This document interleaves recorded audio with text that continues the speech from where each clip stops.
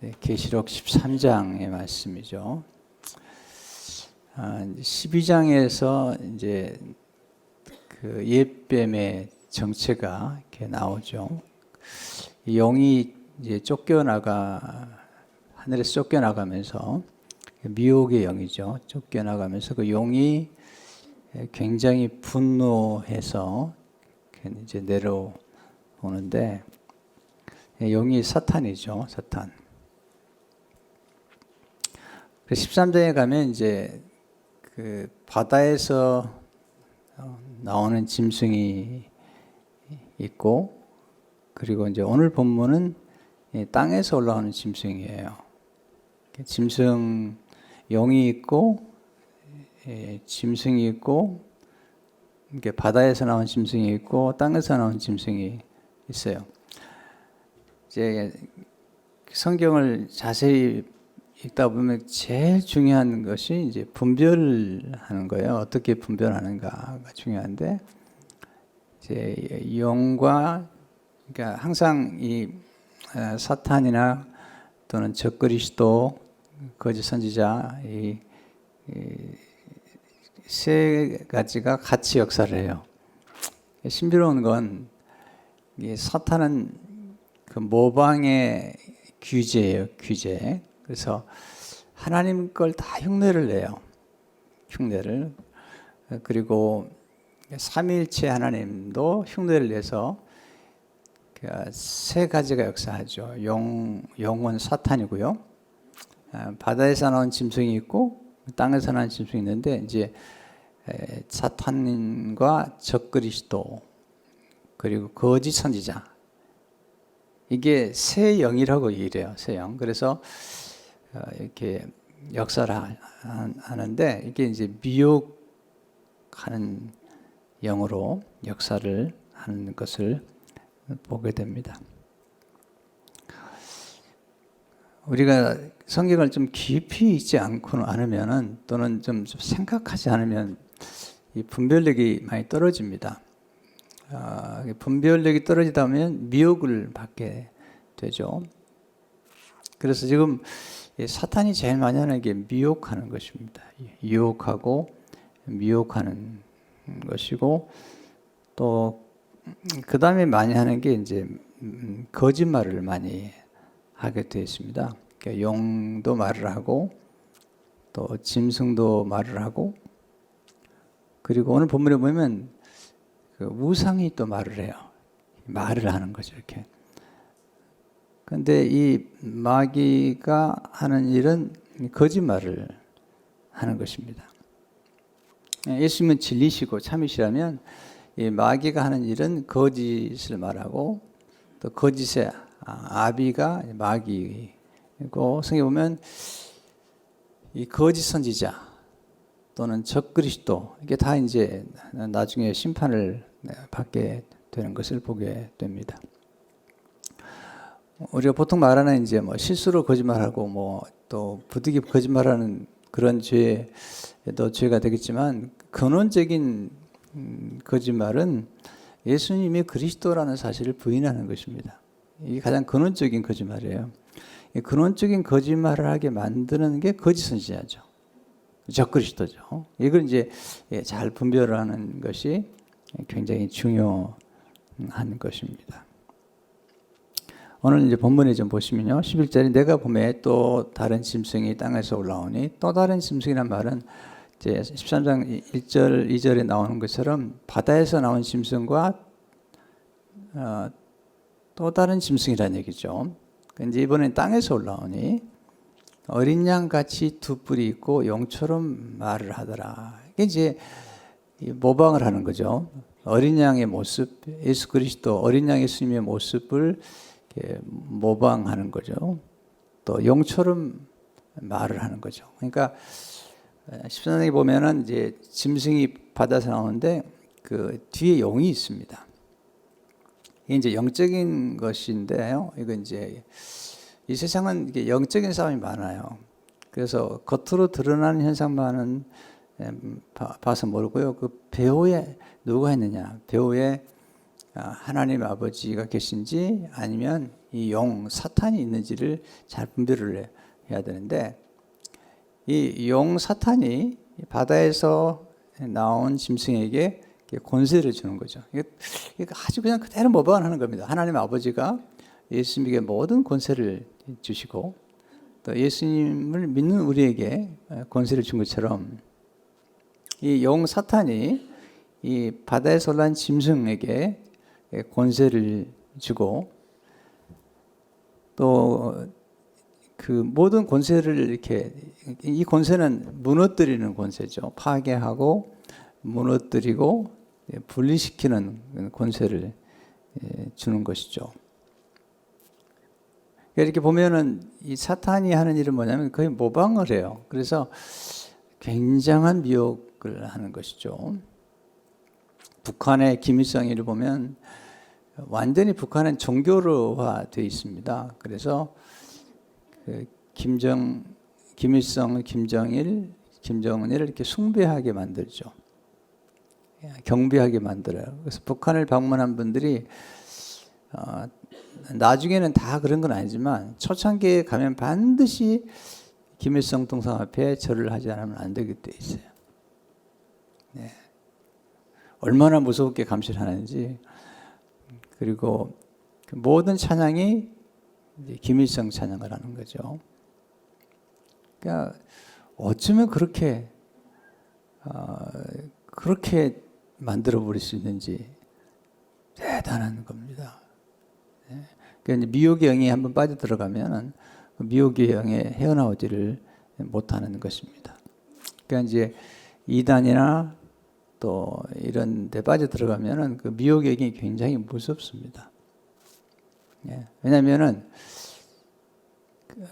그 사람들도 또 성경을 인용하거든요. 특별히 이단들은요, 성경도 많이 인용합니다. 근데 분별력이 없으면 이제 미혹을 당하게 돼 있죠. 그래서 성경을 좀 계속 공부를 하셔야 됩니다. 그리고 그 생각하는 훈련을 하셔야 됩니다. 자꾸 분별을 해야 됩니다. 분별을. 디스선먼트가 아주 중요한 것입니다. 특별히 지금 같은 세대는 정말 분별을 잘 하셔야지. 굉장히 혼미한 세대예요. 네. 그 모든 권위를 부인해버리고 질서를 무너뜨리는 그런 시대고, 이게 이제 어떤 질서가 없어요. 시대적으로요. 그래서 아주 혼미한 시대 속에 살고 있기 때문에 성경을 자꾸 보셔야 됩니다. 그리고 정확한 분별력을 가진 그런 목회자들에게서부터 말씀을 잘 배우지 않으면 안 됩니다. 목회자들은 신학자입니다. 학자예요. 그래서 그 오랫동안 공부를 하고 연구를 합니다. 그냥 여러분이 성경을 읽는다고 이해가 되는 게 잘 아닙니다. 이해가 될 수 있지만 이해가 되지 않습니다. 그래서 우리가 생명의 삶으로 큐티를 하게 하는 이유가 뭐냐면, 여러분이 성경을 읽다가 특별히 뭐 구약 예레미야나 아모스나 말라기나 또는 신약의 또 다니엘서나 묵시록이나 이렇게 읽다 보면은 잘 이해하기 어려운 부분이 있어요. 그러면 그 생명의 삶 뒤에 보면 해설이 나와요. 해설이. 그 해설이 굉장히 중요한 거예요, 여러분들이. 왜냐하면 그 해설을 좀 보면, 그 해설을 보면은 이 말씀이 이런 말씀이다라는 사실을 감을 잡게 돼요, 어느 정도. 그래서 가이드를 받게 하는 겁니다. 물론 처음에는 성경을 일단 읽고 묵상하는 게 좋지만, 성경을 읽고 묵상한다 할지라도 신학적인 훈련을 받지 않으면, 성경을 제대로 그 맥을 제대로 공부하지 않으면 이해할 수가 없고, 또 전체적인 성경의 구속의 드라마라는 그 맥을 가지고 성경을 보지 않으면 성경을 부분적으로 보고 부분적으로 해석하는 오류를 범하게 됩니다. 그래서 정확한 그런 분별력을 가지려면 이해가 필요하고, 그리고 성경 전체를 이해하는 훈련이 필요한 것이에요. 여러분 아시겠지만 의사라고 다 의사가 아니고 또 아무나 의사가 돼서는 안 되는 것처럼 교회는 목회자들이 하나님의 말씀을 연구를 해서 여러분에게 바로 가르치고 올바로 분별하는 일을 하는 것이 목사와 교사로 부름받은 사람들의 임무의 임무, 티칭이죠. 그런 면에서 성경을 잘 분별하는 필요가 있습니다.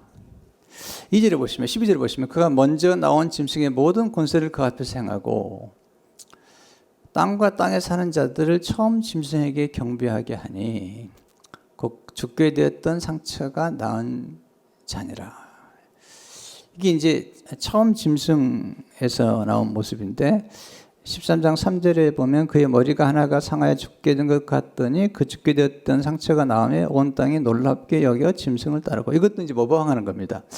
예수님 십자가에 죽으시고 부활하시는데 이 지금 이 짐승과 이 용이 하는 일이 뭐냐면 마치 예수님이 십자가에 죽으시고 부활한 것처럼 죽게 된 상처가 나으는 그런 이제 모방을 해서 사람들이 놀랍게 여기게 만드는 것을 볼 수가 있습니다.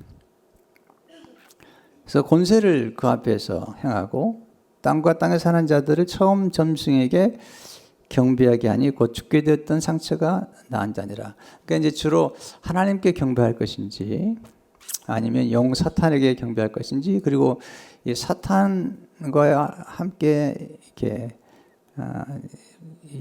역사하는 적그리스도와 그리고 거짓 선지자에게 경배할 것인지, 이게 이제 숙제로 남아 있는 것이죠. 그러니까 성경 전체는 예배죠, 경배죠. 하나님의 영과 진리로 경배를 하는 게 정말 중요한 것입니다. 그래서 예배를 통해서 말씀을 잘 듣고 또 기도하는 것을 잘 배우는 것이 중요한 것입니다. 근데 여기서 이제 이 짐승이 놀라운 일을 행하죠. 13절에 큰 이적을 행하되 심지어 다 사람들 앞에서 불이 하늘로부터 땅에 내려오게 하고. 자, 여기서 이 지금 짐승이 엄청난 이적을 행하는 것입니다. 여기 이제 굉장한 위험이 있습니다. 제가 목회를 지금 오랫동안 하지 않습니까?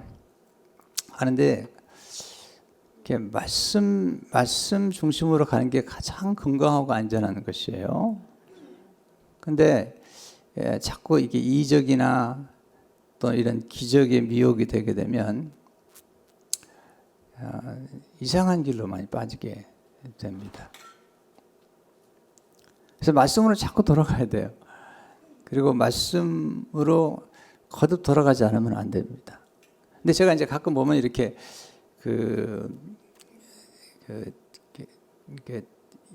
어떤 능력을 행한다 이런 모임에 참여하는 분들을 보게 되면은 그럴 수밖에 없는 상황이 좀 있긴 해요. 뭐 여러 가지 이유가 있어서 그런데 참 안타까워요. 이렇게. 예. 또 그런 곳에 간다고 그래서 이렇게 해결이 되는 게 아니거든요. 이렇게. 제가 많이 스터디를 했습니다. 목회를 하면서 이제 저는 관찰도 하고 역사를 연구하는데 이렇게 이적 중심으로 이렇게 뭔가를 하는 사람들은 굉장히 혜성같이 나타났다가 사라져 버려요. 왜냐하면 이것은 중독하는 것 같아 가지고 이렇게 한번 무슨 맛을 보면요 계속 맛을 봐요. 더 보려고 그래요. 말씀으로 돌아가지 않고. 제가 아는 어떤 분은 한번 기도하다가 무슨 경험을 했는지 자꾸 그 경험을 하려고 그래요. 설교를 잘 안 들어요. 그것만 경험하려고 막 굉장히 몸부림을 치는 거예요. 말씀을 떠나면 그런 이제 위험을 안게 되죠. 이적을 행한다. 놀라운 기적을 행하는 모습을 보게 되죠.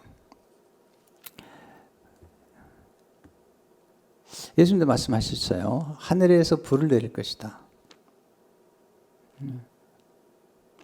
14절에 보시면 짐승 앞에서 받은 바 이적을 행함으로 땅에 거하는 자들을 미혹하며 땅에 거하는 자들에게 이르기를 칼에 상하였다가 살아난 짐승을 위하여 우상을 만들라 하더라. 이적을 행하고 또 그 단어 중 하나가 미혹을 하는 거죠. 미혹의 영이 역사를 하는데 칼에 상하였다가 살아난 짐승을 위하여 우상을 만들라 하더라. 그래서 우상을 만들죠. 15절에 보시면 그가 권세를 받아 그 짐승의 우상에게 생기를 주어 그 짐승의 우상에게 우상으로 말하게 하고 또 짐승의 우상에게 경배하지 아니하는 자는 무엇이든지 다 죽이게 하더라. 그러니까 이제 다니엘도 보면 그 느부갓네살이 만든 신상에 절하지 않으면 다 죽이잖아요. 그처럼 이렇게 우상을 만들어 놓고 숭배를 하게 만드는 것을 보게 됩니다. 근데 이제 경배를 받은 권세를 받은 거죠. 마귀 권세가 있는 거예요. 근데 이 권세는 오래 가지 않습니다. 세상의 모든 권세는 오래 가지 않습니다. 네. 그 다니엘이 대단한 사람이죠. 다니엘이 참 많은 고난을 겪죠. 이제 다니엘이 만났던 왕들이 많아요. 느부갓네살 왕, 또 벨사살 왕, 뭐 고레스 왕, 다리오 왕 다 많은데 왕들은 오래 가지 않아요. 그런데 기도의 사람 다니엘, 고난의 사람 다니엘은 오래 가요. 이게 하나님이 하신 일이에요. 사람들이 볼 때는 권세가 대단해 보이지만 그거 대단하지 않습니다. 그리고 사람들이 어떤 사람인가를 알려면 두 가지를 줘보면 알 수 있어요. 권세를 줘보는 겁니다. 어떤 일을 맡겨보는 겁니다. 그러면 본색이 드러나는 거예요. 네, 간단합니다. 이 사람이 진짜인가 가짜인가 아니면 정말로 어떤 사람인가를 보는 건 간단합니다. 권세를 줘보는 겁니다. 일을 맡겨보는 것입니다. 두 번째는 돈을 맡겨보는 것입니다. 이 두 가지 맡겨보면 거의 이제 나타나죠. 사람을 분별하는 길이 몇 가지인데 분별하는 것 중 하나가 간단하죠. 권세를 받았을 때 그가 얼마나 겸손하게 섬기는지. 마귀는 섬기지 않습니다. 세도를 부리는 것입니다. 그러나 예수님의 권세는 그 권세로 철저하게 섬기는 것입니다. 순종하는 것입니다. 아주 겸손한 질서를 지키는 것입니다. 그러나 이제 이 마귀 권세를 받게 되면은 교만해집니다. 그리고 질서를 무너뜨리고 불순종하게 됩니다. 그러니까 이제 여러분들이 성경에서 나타난 예수님의 생애를 보면은 예수님은 철저한 겸손과 순종, 그리고 예수님의 권세는 희생하는 권세고 섬기는 권세입니다. 하나님의 아버지의 질서에 정확하게 그 순종하는 것들을 보게 되는데 마귀는 그렇지 않아요. 마귀는 파괴하고 분열시키고 그리고 질서를 무너뜨리고 그리고 교만하고 이게 이제 마귀가 하는 일들입니다. 그래서 정확한 분별을 하지 못하면 이제 어려워지는 것이죠. 16절에 보시면 그가 모든 자악 곧 작은 자나 큰 자나 부자나 가난한 자나 자유인이나 종들에게 그 오른손이나 이마에 표를 받게 하고 똑같이 모방을 하는 거예요. 성령께서 예수님 사람들 인치는 것처럼 이 마귀는 사람들 이마와 여기 보면 오른손에 표를 받게 했어요.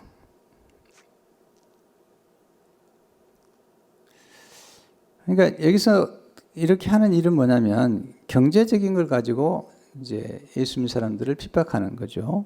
17절에 누구든지 표를 가진 자 외에는 매매를 못하게 하니 이 표는 곧 짐승이나 그 이름의 수라. 그러니까 이 짐승의 표를 받아야만이 매매를 하게 만들어 가지고 경제적인 어려움을 겪게 만드는 거니까 이 미혹하는 영이 하는 것은 이런 거예요. 이 사탄이 하는 일은 뭐냐면 이 세상의 모든 권력들을 움직이는 것입니다. 근데 이 모든 권력은 하나님께로 온 것이지만 그 권력을 잠시 하나님께 허락을 하세요. 그렇게 하심으로 하나님이 놀라운 일을 이루시는 것입니다. 그렇게 함으로써 정체가 드러나게 만드는 거고요. 그리고 이 모든 일 속에서 하나님이 섭리를 하시는 것들을 보게 됩니다.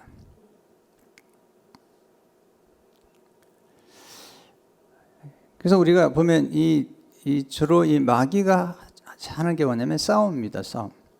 그래서 12장에 보면은 이제 영이 내려왔는데 마귀가 자기 때가 얼마 남은 줄 알므로 크게 분노하여 너에게 내려갔습니다.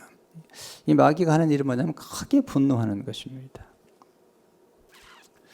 또 하나는 싸우는 것이죠. 17절에 보면 영이 여자에게 분노해 돌아가서 그 여자의 남은 자손 곧 하나님의 계명을 지키며 예수의 증거를 가진 자들과 더불어 싸우려고 바다 위에 있더라. 분노하여 싸우는 것입니다. 이게 이제 마귀의 역사하는 거죠. 그러나 예수님은 화평케 하시는 분이십니다. 그리고 온유한 분이십니다. 성도가 이제 하는 일이 뭐냐면 성도들은 두 가지를 하는 것이죠. 인내와 믿음을 가지고 살아가는 것이죠. 그래서 요한계시록 13장 10절에 보면 사로잡힐 자는 사로잡혀갈 것이요 칼에 죽을 자는 마땅히 칼에 죽을 것이니 성도들의 인내와 믿음이 여기 있느니라. 성도들의 인내와 믿음이, 그러니까 예수 믿는 사람들이 가장 중요한 것은 인내하는 것하고 그 믿음을 가지고 살아가는 것을 보게 됩니다. 자, 여기서 이제 우리가 좀 봐야 될 게 18절에 보면 지혜가 여기 있으니 손명한 자는 그 짐승의 수를 세어보라. 그건 사람의 수니 그의 수는 666이더라. 뭐 이거 666까지 그 여러 가지 얘기를 많이 하는데 사실 이것은 사람의 수 그리고 불완전한 수, 짐승의 수를 의미하는 것을 보게 됩니다. 자, 그럼 여기서 이제 우리가 좀 알아야 될 것은 뭐냐면 여기 요한계시에서 말하는 하나님 아버지와 성령님과 어린 양 예수 그리스도가 우리가 따르는 하나님이세요. 그리고 이 요한계시 나오는 또 다른 세 가지가 나오는데 사탄과 적그리스도와 그리고 거짓 선지자가 나오는 것입니다. 그래서 요한계시록 19장 20절을 보게 되면 짐승이 잡히고 그 앞에 표적을 향하던 거짓 선지자도 함께 잡혔으니 나중에 이게 다 잡혀요. 이게 이제 굉장한 세력을 가지고 막 사람들을 미혹하고 그다음에 경배하게 만드는데 나중에 요한계시록 19장 20장 넘어가면 이 영과 그리고 적그리스도와 그리고 그 선지자들이 이제 결말이 나타나는데 요한계시록 19장 20절에 보면 짐승이 잡히고 그 앞에서 표적을 행하던 거짓 선지자도 함께 잡혔으니 이는 짐승의 표를 받고 그의 우상에게 경배하던 자들을 표적으로 미혹하던 자라. 이 둘이 산채로 유황불 붙는 못에 던져지고 이들의 이제 결과가 뭐냐면 이 표적을 행하던 거짓 선지자들이 그런 결과를 가져오는 것입니다. 여러분, 예수 믿는 사람도 표적이 나타나지만 표적, 성경에 말하는 표적은 그 표적 자체를 가지고 사람들에게 과시하는 것이 아니고 성경에서 나타난 진정한 표적은 항상 하나님을 가리키는 것입니다. 그래서 어떤 일이 있더라도 하나님께 영광을 돌리고 그리고 하나님을 드러내는 게 진정한 표적인 것입니다. 예수님께서 말씀하시잖아요. 마태복음 7장 22절 23절에 보면 그날에 많은 사람이 나더러 이르러 주여 우리가 주의 이름으로 선지자 노릇하며 주의 이름으로 귀신을 쫓아내며 주의 이름으로 많은 권능을 행하지 아니했나이까 하리니 그러나 그때 내가 그들에게 밝히 말하되 내가 너를 도무지 알도 못하니 불법을 행하는 자들아 내게서 떠나라 하리라. 그러니까 이 거짓 선지자들이 예수 이름으로도 귀신을 쫓아내는 것이죠. 그리고 권능을 행하는 것입니다. 주님께서 또 하나 말씀하신 게 이제 이 거짓 선지자는 적그리스도를 말씀하시는데 마태복음 25장 23절을 보게 되면 그때 사람이 너에게 말하되 보라 그리스도가 여기 있다 혹은 저기 있다 하여도 믿지 마라. 거짓 그리스도들과 거짓 선지자들이 일어나 큰 표적과 기사를 할 수만 있으면 택하신 자들로 미혹하리라. 큰 표적과 기사를 보였는데 이 적그리스도와 그리고 거짓 선지자가 그렇게 하는 것을 보게 됩니다. 그러니까 이제 계속 여기서 강조되는 게 뭐냐면 이 거짓 선지자, 또 거짓 그리스도. 그러니까 예수님의 진정한 진리 속에 들어가는 것과 그렇지 않은 것을 이제 구별을 하고 있는 것을 보게 됩니다. 그래서 이 이제 사탄이 하는 일은 뭐냐면 우상을 숭배하게 만들고 그 성도들을 비판하고 학대하고 그리고 경제적인 압박을 가하고 그러는 중에도 예수 사람들은 이제 인내하고 그리고 믿음을 끝까지 지키는 이제 그 일을 강조하고 있습니다. 그러니까 그 당시에 이제 예수 믿는 사람들이 핍박과 어려움을 많이 겪었는데 그들에게 이제 얘기하는 거죠. 이런 영적인 전쟁이 분명히 있는데 이 영적인 전쟁이 있지만 낙심하지 말라는 거예요. 왜냐하면 이제 19장, 20장에 가면 이 사탄과 거짓 그리스도와 적그리스도와 거짓 선자들이 반드시 심판을 받게 될 거라는 거예요. 그들의 권세는 길지 않다는 것입니다. 저는 우리나라를 요새 많이 기도하는데요. 대통령들 오래가지 않습니다. 네, 오래가지 않습니다. 네. 또 우리가 가진 모든 인간적인 권세는 오래가지 않습니다. 이걸 아는 게 지혜고 분별력인 것입니다. 이게 두려워할 게 없습니다. 별로. 오래가지 않습니다. 하나님의 권세만 영원한 것입니다. 그래서 우리가 속아서는 안 됩니다. 지금 세상이 만든 여러 가지 것들을 통해서 우리가 속아서는 안 될 것은 뭐냐면 결국은 이 악한 자들, 그러니까 여기서 말하는 거짓 선지자나 거짓 그리스도를 얘기하는데, 그래서 요한계시록 보면요, 이 거짓말하는 자들을 아주 많이 경고합니다. 요한계시록 21장 17절을 보게 되면 거짓말한 자는 결코 그리로 들어가지 못하리라. 하나님의 성전이 있는데 하늘의 성전에 결코 들어가지 거짓말하는 자는, 그리고 요한계시록 22장 15절을 보면 걔들과 점술가들, 음행하는 자들과 살인자들과 우상숭배자들이 거짓말을 좋아하며 지어내는 자를 다 성받게 있으리라. 거짓말을 좋아하며 지어내는 자들은 다 성받게 있으리라. 거짓말을 좋아할 뿐만 아니라 우리는 진리를 좋아하고 진실을 좋아해야 되는데 거짓말을 좋아할 뿐만 아니라 거짓말을 만들어내는 사람들이 있는 거예요. 제가 이제는 섬기던 교회에서 경험했던 경험들인데, 이야, 거짓말을 만들어내는데요. 거짓말을 좋아할 뿐만 아니라 거짓말을 만들어내는 거예요. 거짓말을 유포시키고, 그래서 질서를 무너뜨리고, 교회를 어렵게 만들고. 네. 이게 잘 분별을 해야 됩니다. 제가 이제 고등학교 다닐 때 예수 믿었는데 어떤 사람이 와서 막 예언을 했어요. 막 따다다다다다다다 그러면서 막 예언을 하는 거예요. 그때 담임 목사님이 부르더라고요. 교인들을 모으고 그 사람에게 예언을 하게 하는데 분별해 주더라고요. 몇 가지로 분별해 주네. 첫째는 질서를 지키잖아요. 그래서 당신은 거짓이요. 왜? 하나님 세운 질서를 무시했기 때문에 거짓이요. 둘째, 이 사람이 돈을 이제 은근히 달라고 그러는 거예요. 예언해 주고요. 당신 둘을 보니까 거짓이요. 이게 제가 고등학교 다닐 때 분별해 주는 거예요. 영의 세계들을. 그리고 이 사람이 예언한 게요, 예언할 때마다 틀려요. 근데 사람이 미혹이 돼, 이렇게. 미혹이 되게 목사님이 다 불렀어요. 불러가지고 자기 앞에서 한번 해보라고. 이렇게. 그 예언이 교회 질서를 무너뜨리고, 그럴 경우에 단호하게 그 자리에서 당신은 가짜라고. 그렇게 얘기하더라고요. 거짓말을 좋아하며 지어내는 사람들, 그리고 나중에 그걸 믿기 시작합니다. 여포하고.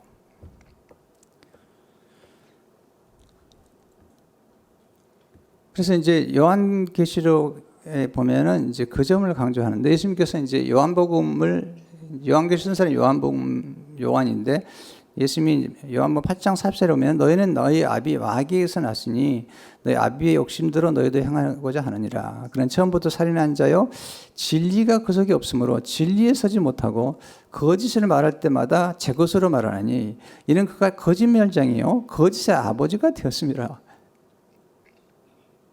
이 거짓을 말할 때마다 제 것으로 말하는 거예요. 거짓말장이요 거짓의 아버지가 이게 이제 마귀가 하는 일들이고 이 마귀의 영향을 받게 되면 거짓말을 하게 되는 것입니다. 요한복음 8장에 보면 예수님께서 진리를 아신 진리가 너를 자기라 말씀하시면서 예수님이 내가 진리다, 내가 진실이다 말씀하셨는데 이 마귀가 하는 일은 뭐냐면 다 하나님의 말씀을 미혹하는 것이죠. 그래서 하나님의 말씀을 미혹하고 유혹하고 하나님을 대적하게 만드는 것, 신성 모독을 하게 만드는 거예요. 네.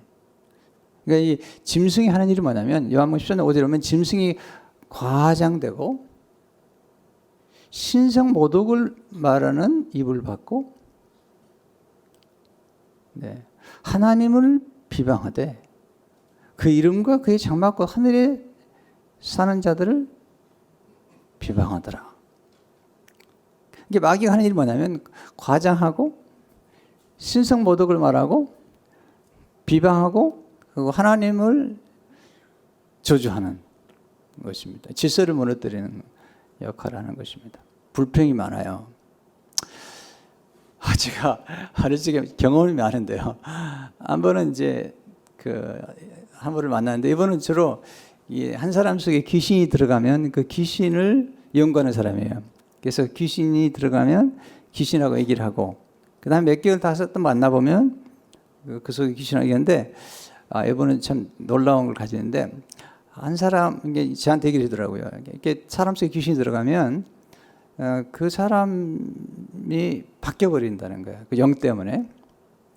한 번은 어떤 사람이 귀신이 들어가는데 그렇게 거짓말을 하고 그렇게 남의 돈을 막 갖다가 사기를 치고 그러더라는 거예요. 그래서 나중에 만나서 물어봤답니다. 너 누구냐? 그랬더니 마귀에 바뀌어 있더래요. 이게 마귀도 종류가 달라요. 사기치는 마귀가 있고 거짓말하는 마귀가 있고 그래요. 성령이 역사하게 되면은 진실을 말하게 돼 있어요. 또 하나 성령이 역사하게 되면 본인이 죄를 지었을 경우는 깨닫게 됩니다. 근데 본인은 아무 문제가 없다는 거예요. 이게 문제인 거예요. 여러분 회개처럼 좋은 게 없어요. 회개. 죄를 고백한 회개처럼. 회개를 안 하는 거예요. 예수님 말씀하시죠. 내가 진리를 말함으로 너희가 나를 믿지 아니하는도다. 예수님이 진리신 거예요. 그래서 요한복음 19장 11절을 보게 되면 또 내가 하늘이 열린 것을 보니 백마와 그것을 탄 자가 있으니 그 이름은 충신과 진실이라. 그러니까 공의로 심판하면서 이게 영적인 전쟁에서 예수님께서 하신 일이 뭐냐면 예수님 이름이 충신과 진실이에요. 우리 예수님 따라간다고 할 때 중요한 게 충신과 진실이 중요한 겁니다. 그리고 공의로 심판하는 것입니다. 거짓말한 자들을 심판하는 것입니다.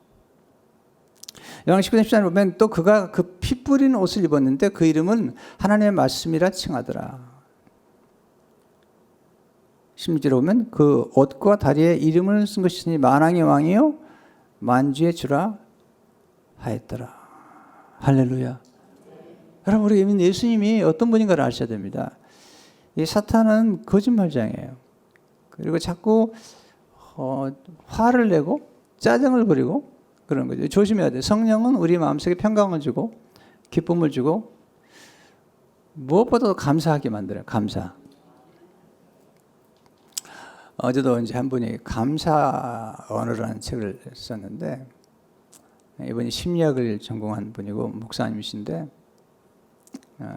책을 참 감동을 많이 받았어요. 읽다가 그 내일이 감사절이죠. 아세요? 내일이 감사절인 걸 아시나요? 이분이 목회자면서 신학을 공부한 분인데 궁금한 건 거예요. 뭐가 궁금하냐면 성령의 9가지 열매에 감사가 안 들어가 있다는 거예요.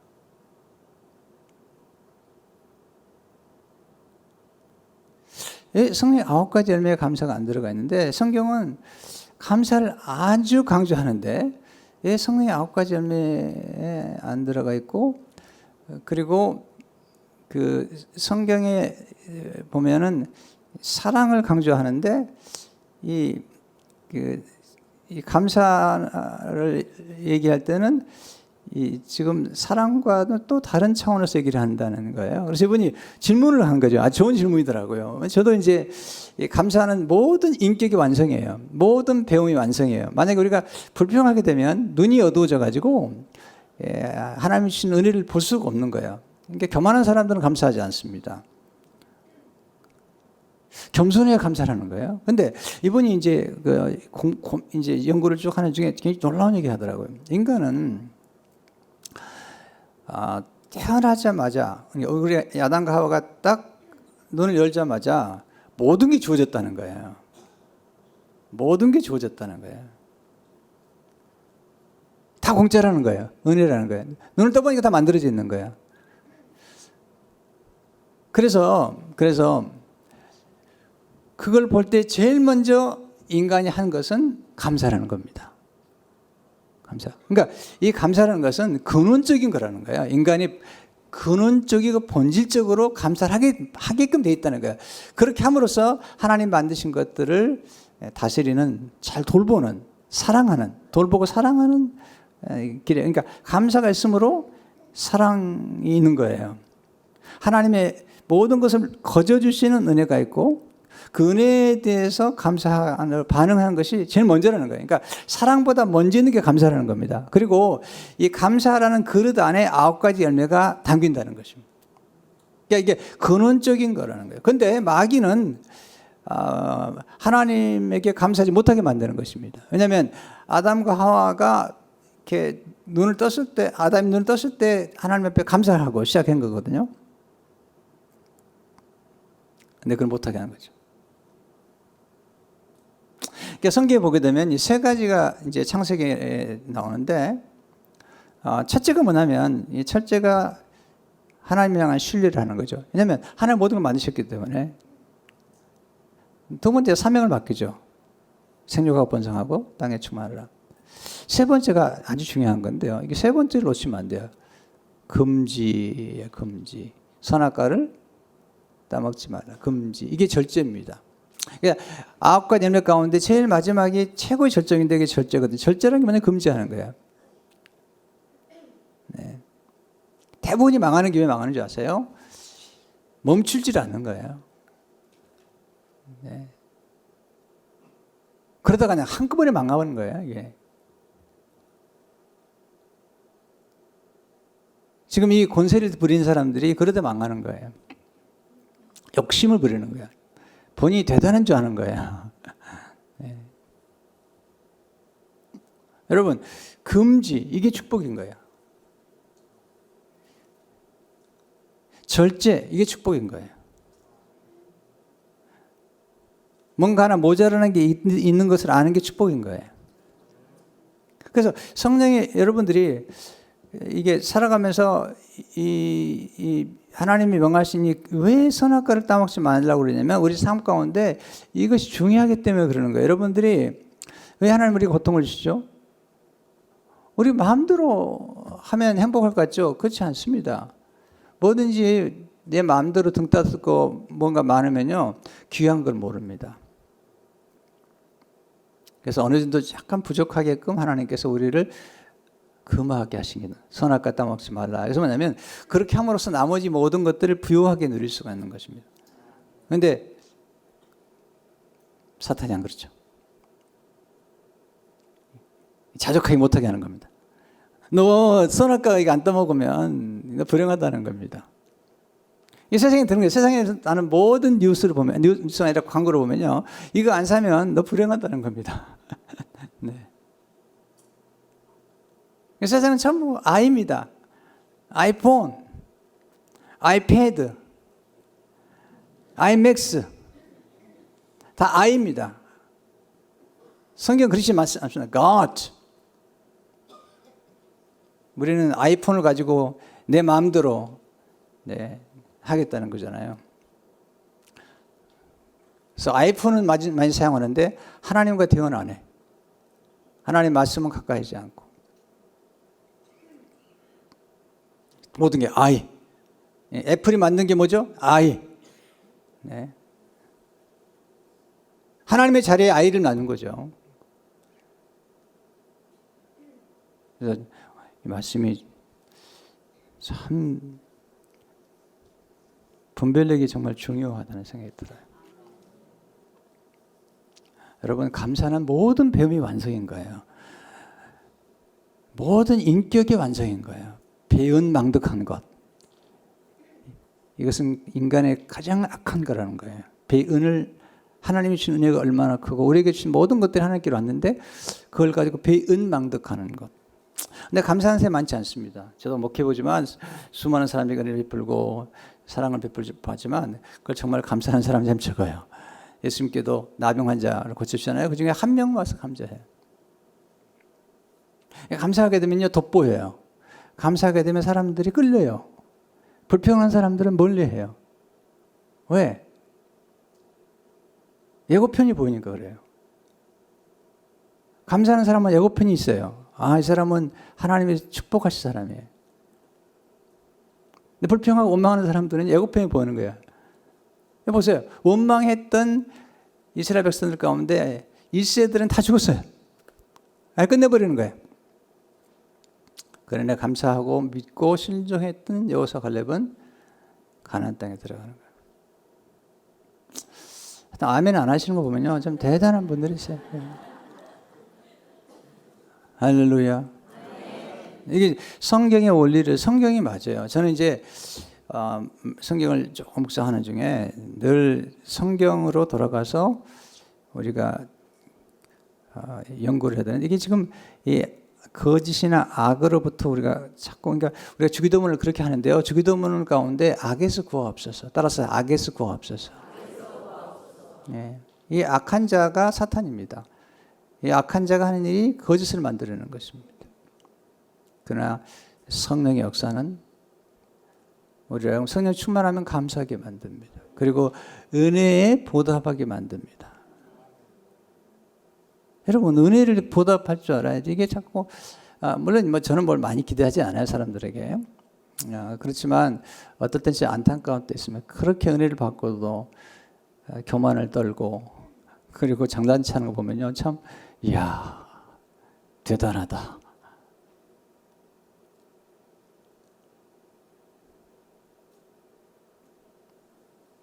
질서를 무너뜨리고. 이렇게.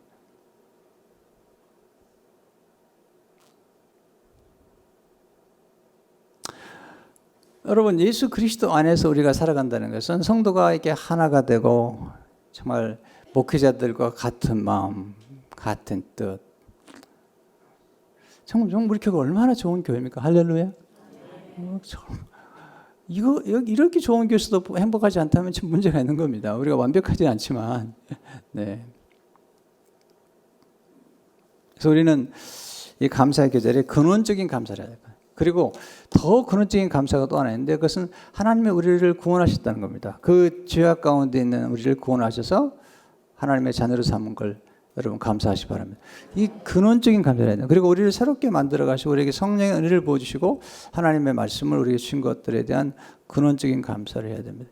이 마귀가 보세요. 신성모독하잖아요. 거짓말을 하고 이렇게, 네, 비방하고.